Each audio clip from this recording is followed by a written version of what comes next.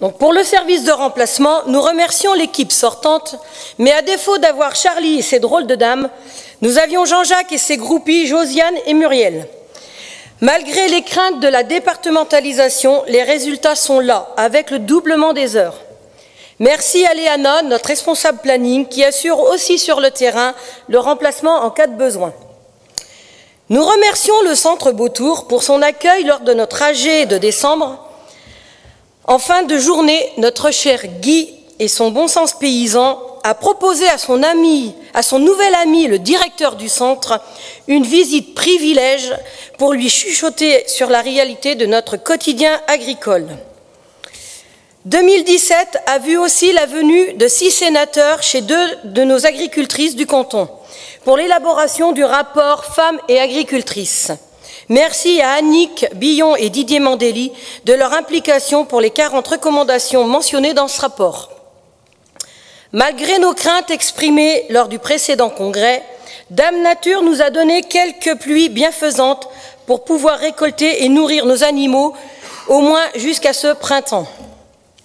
Eh Manu, après avoir passé la marche avant avec de belles promesses, la marche arrière s'enclenche, car la pression médiatique pour la production bio nous amène à des divisions entre producteurs, ce qui fait la grande joie des industriels, transformateurs et GMS, dont la devise est diviser pour pouvoir mieux régner.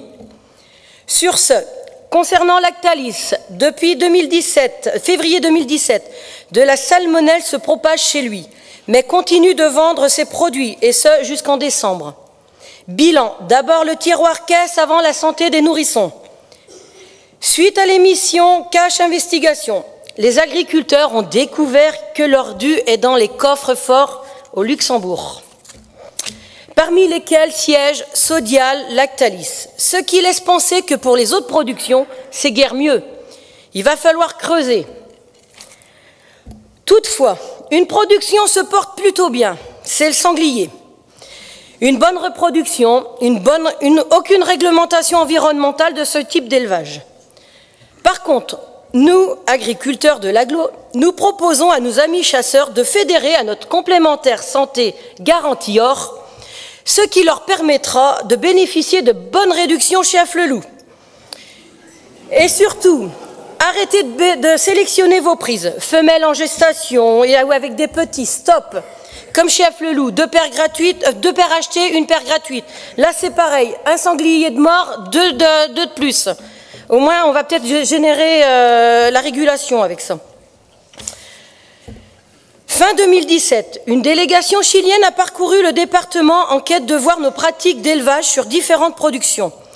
Ils se sont offusqués de voir, de par la qualité de nos produits et des contraintes infligées à l'élevage français, aucune reconnaissance sur le prix à la sortie des élevages. La gastronomie française est un luxe reconnu de par le monde, mais doit d'abord avoir un prix pour ses produits et ses producteurs.